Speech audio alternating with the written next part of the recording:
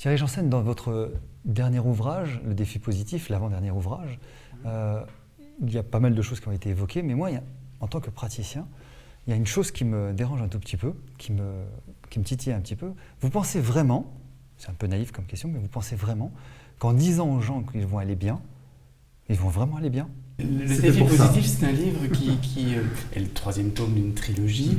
J'avais voulu montrer qu'on pouvait envisager la médecine d'une façon élargie à travers la solution intérieure, cette médecine intégrative, et puis qui va chercher le meilleur de toutes ces approches dans différentes cultures thérapeutiques.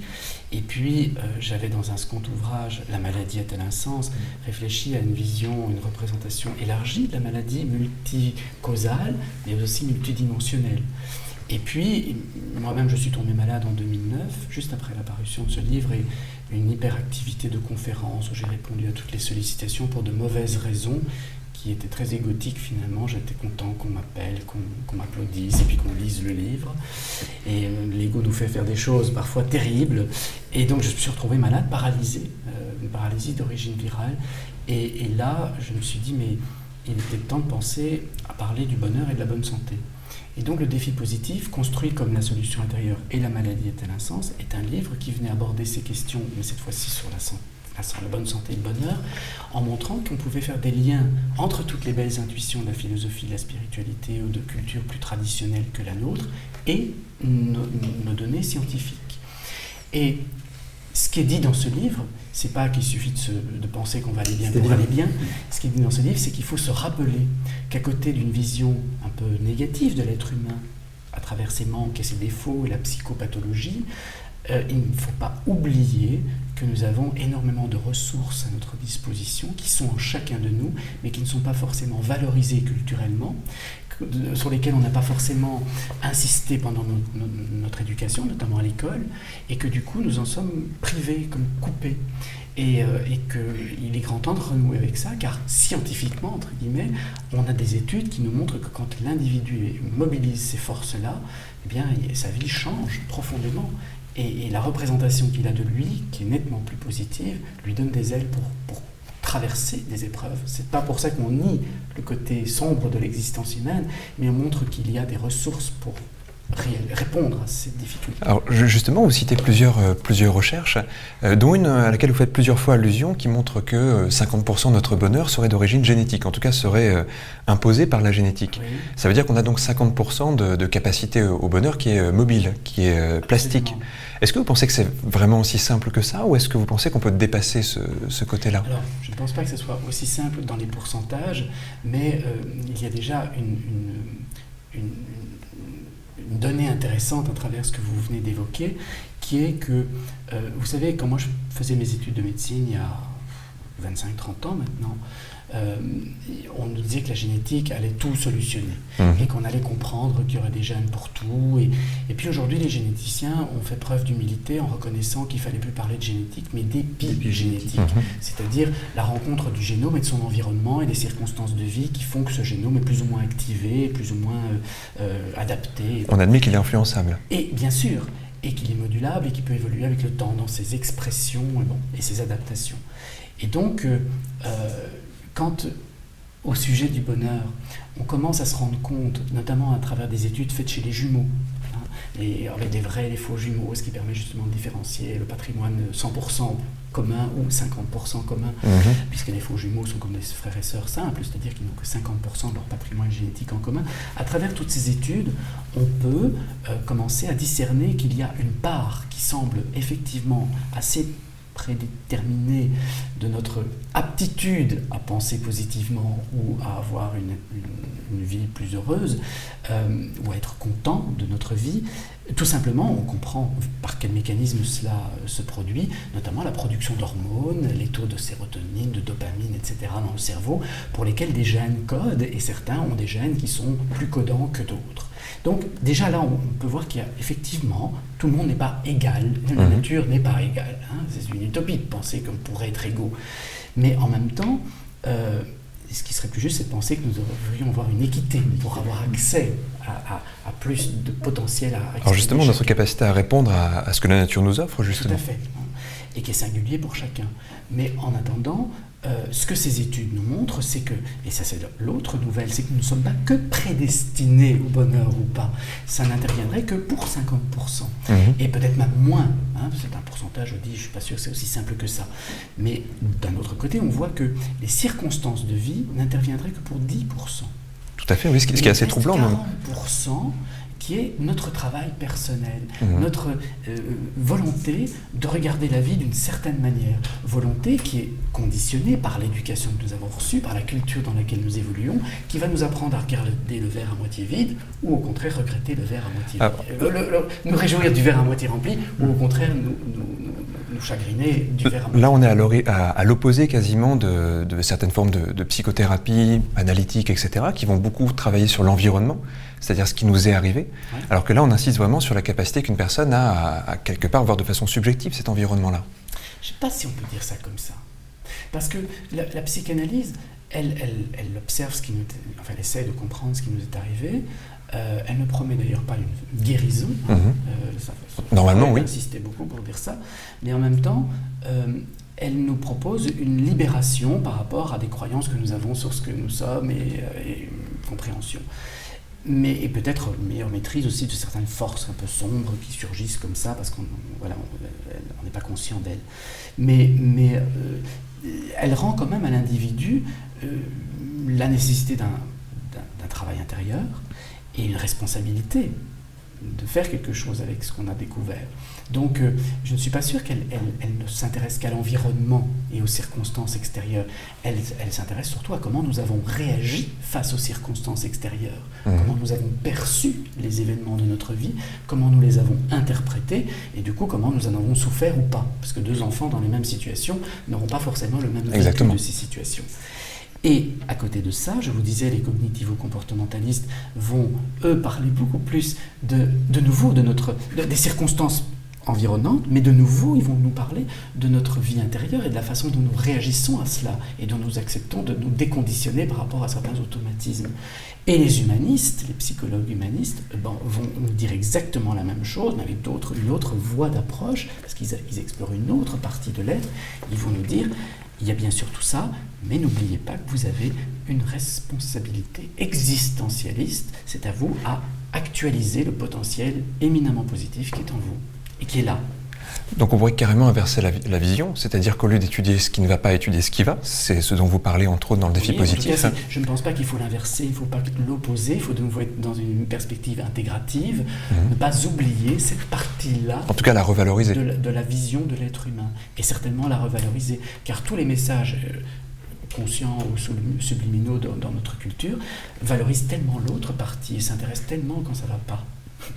Voyons aussi quand ça va bien. Ceci dit, on sait aujourd'hui en psychologie que cette focalisation sur ce qui ne va pas est reliée à notre instinct de survie, parce que nous avons besoin de nous prémunir, de prévenir ce qui ne pourrait pas aller, donc nous focalisons sur ce qui ne va pas ou ce qui ne pourrait pas aller.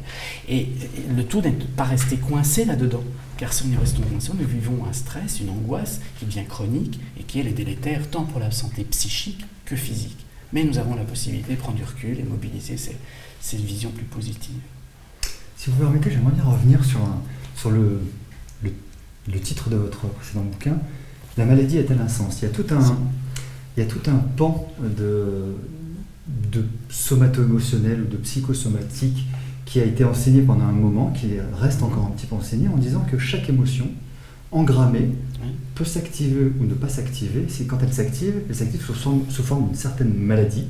On va dire le cancer du sein, c'est dû, très caricaturalement, à une émotion vis-à-vis d'une femme ou vis-à-vis de son enfant. Oui. Si vous avez un problème de résistance à une émotion, vous allez déclencher peut-être une insuffisance rénale, etc., etc. Plein de choses. Ça s'appelle, très souvent on l'appelle le décodage biologique. Oui. Alors ça donne un sens à la maladie, ce que le mal a dit selon les Qu'est-ce que vous en pensez, vous, de ce genre d'excès ? Parce que, si vous permettez juste la fin, c'est qu'il y a quelque chose qui m'avait choqué en son temps, c'était que la conclusion, mais encore une fois je raccourcis, c'était que chacun mérite sa maladie.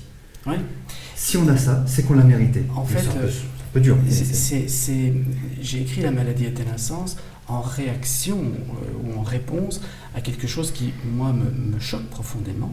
de la part de certains thérapeutes, personnes qui se disent thérapeutes, à savoir que quand ils rencontrent des gens, et en particulier des gens qui souffrent de maladies physiques, et comme c'est le champ de mon activité, ça me touche particulièrement, et je rencontre ces personnes qui sont parfois perdues après avoir côtoyé ce genre de thérapeute, quand ils rencontrent ces gens qui souffrent dans leur corps, je ne sais pas si c'est un désir, enfin je crois qu'il y a une partie du désir de toute puissance qui est là derrière.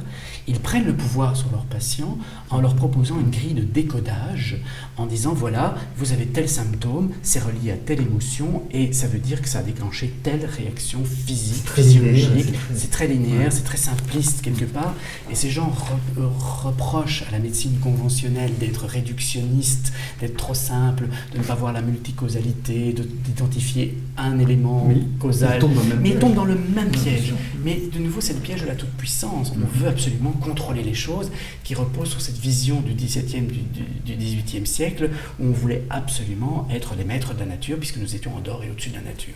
C'est une vision simpliste aussi. C'est une manière, quelquefois, peut-être de se rassurer avec des théories toutes faites. Ou... Et ça rassure, ça donne du pouvoir, ça donne l'impression de pouvoir gérer les éléments et ça nous coupe de notre humilité de reconnaître qu'il y a des choses qui nous dépassent. Alors, dans ce livre, La maladie a-t-elle un sens ? J'ai d'abord abordé le problème en montrant que dans toutes les cultures de l'humanité, il y a eu des tentatives de donner du sens à la maladie, que dans certains systèmes culturels, même quand le sorcier disait tu es malade parce que ton grand-père est mort et il vient de chercher de l'énergie parce qu'il doit rembourser une dette dans l'au-delà, il a besoin de l'énergie de ton foie, enfin des explications qui nous paraissent tout à fait saugrenues et absurdes, mais dans ces systèmes culturels-là, le fait de donner ce genre de sens peut aider le malade à s'apaiser, à générer des forces plus positives et parfois aider à la guérison. Ça ne suffit pas toujours, mais ça peut aider.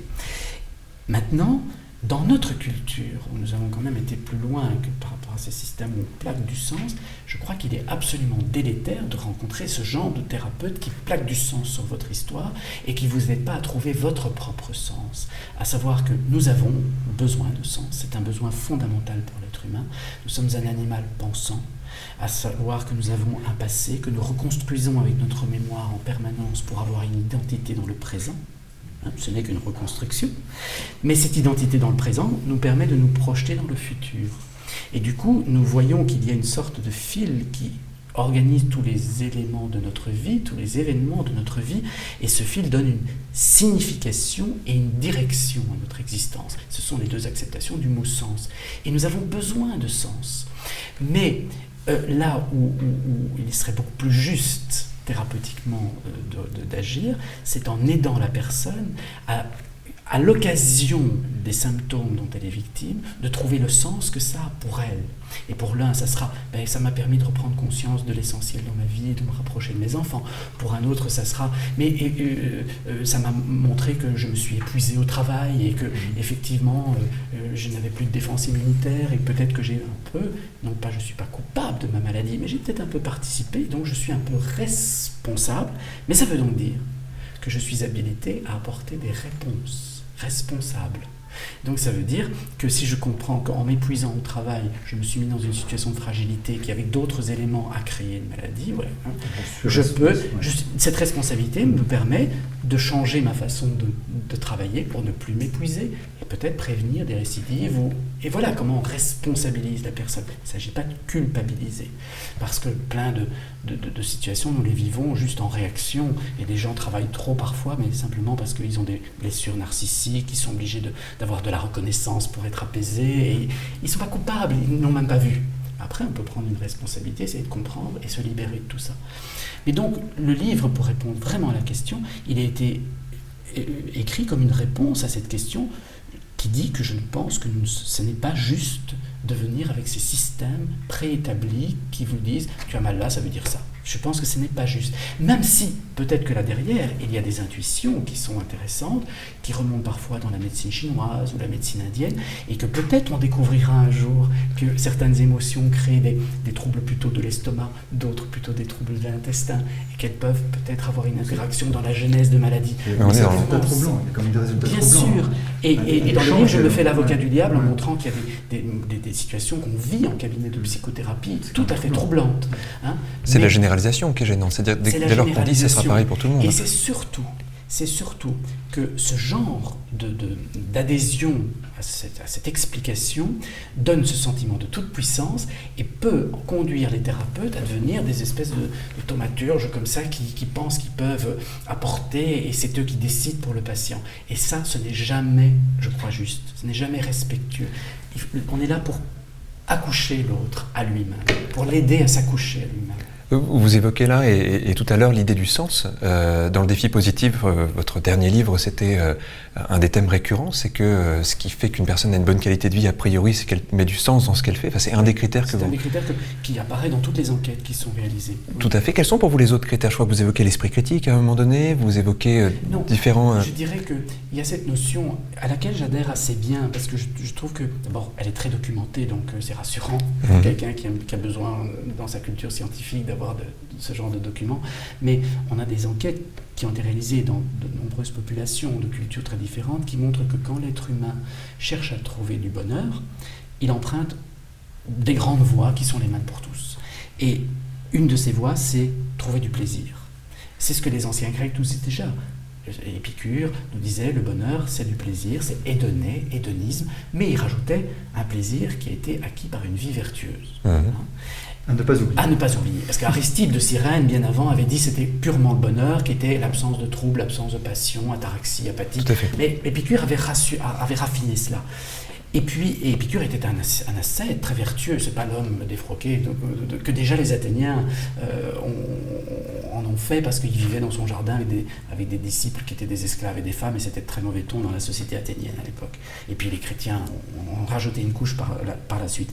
Mais à côté de ça, il y a Socrate, Platon et Aristote qui nous parlent d'une autre source de bonheur et qui est reprise dans toutes ces enquêtes, qui apparaît dans toutes ces enquêtes, qui est de donner du sens à sa vie. Et je le disais, le besoin de sens est fondamental, autant que le besoin de plaisir. Le besoin de plaisir, il est important parce que c'est le plaisir qui nous motive à agir. Et on a nos plus grands plaisirs dans ce qui est le plus important pour nous. Manger, nous reproduire, faire du lien avec les autres, tout ça. Et c'est pas si facile à faire. Donc nous avons besoin de cette motivation à travers le plaisir pour aller au bout de ces actions. Le besoin de sens, Socrate, Platon, Aristote nous disaient, c'est comprendre que nous avons un eudaimon, un bon génie en nous, qui va nous inspirer une vie vertueuse. Peu importe qu'il y ait du plaisir ou pas, ce qui compte, c'est la vie vertueuse, disaient ces philosophes-là. Et on parle alors non plus d'hédonisme, mais d'eudémonisme. Et on voit dans toutes ces enquêtes réalisées de nos jours que les deux voies qui sont là pour apporter le bonheur reposent bien sûr sur le plaisir, mais un plaisir qui doit avoir du sens pour l'être humain, qui doit s'intégrer dans quelque chose qui le met en lien avec les autres, parce qu'on se rend compte aussi que ce qui donne vraiment du lien à la vie d'un être humain, c'est le lien avec les autres, qui doit s'intégrer dans la définition de valeurs, parce que c'est un des autres critères qui apparaît dans toutes ces enquêtes, et surtout dans l'actualisation de ces valeurs, c'est-à-dire dans une vie cohérente où on agit en fonction de ce que l'on pense profondément. Donc si on revient sur le rôle du thérapeute ou du psychothérapeute, un de ses rôles est d'aider les gens à se reconnecter à ça, justement. Je crois. Et vous savez, dans la fonction que j'ai aujourd'hui, où j'accompagne nécessairement des personnes qui sont en souffrance physique, je l'avais expliqué dans La maladie a-t-elle un sens, il m'a semblé constater que quand on évite de tomber dans les plaquages de sens sur la vie de l'autre, et qu'on aide au contraire à aller chercher ça, parfois dans des ateliers où l'autre décrit à travers le dessin ou la pâte à modeler ce qu'il ressent, et tout d'un coup il met des mots sur ce qu'il a ressenti, toutes ces personnes, quand elles cherchent à retrouver de la santé, elles cherchent d'abord à retrouver de la fluidité, fluidité mentale et physique, qui repose sur de la confiance, parce que s'il n'y a pas de confiance, il ne peut pas y avoir cette fluidité, se laisser aller à la vie, et le tout au service d'une cohérence pour que l'individu puisse vraiment actualiser dans les faits ce qu'il est profondément. Et quand ces trois choses-là sont expérimentées et vraiment vécues par les personnes, elles retrouvent un potentiel, une vitalité qui ne va pas forcément toujours guérir. Il y a des cancers, vous savez, il y a une logique de maladie qui fait que même quand ces personnes ont retrouvé ça, le cancer les emporte. On peut dire qu'on met les gens, en tout cas dans les meilleures conditions pour favoriser les choses. Elles meurent non pas guéries dans leur corps, mais elles meurent en paix. Et moi, je me souviens d'une famille qui un jour était en colère contre moi en me disant « Dans quelle secte vous avez emmené notre père ?» Je dis « Dans quelle secte ?» Et ils me disent « Mais oui, il est parti, le sourire aux lèvres. » Et je dis « Mais oui, mais cet homme a réussi sa vie. Il a compris ce qu'il avait été, il a fait la paix avec lui, il a fait la paix avec d'autres personnes d'ailleurs autour de lui. Et c'était bon. Et c'est pas la quantité d'une vie qui compte, c'est la qualité. J'ai vu des gens à 35 ans pouvoir faire ça, et puis j'en ai vu des gens à 70 qui n'y arrivaient pas et qui s'accrochaient, qui ne voulaient pas partir. Parce que quand on les accompagne, on voit bien ça, qu'il y en a qui ne veulent pas partir. Et donc, je nous souhaite ça à tous, d'avoir suffisamment de conscience pour reconnecter à ces principes de vie qui sont cette fluidité, cette confiance et cette cohérence, qui fait qu'on ne va peut-être pas guérir physiquement, mais on aura guéri notre vie.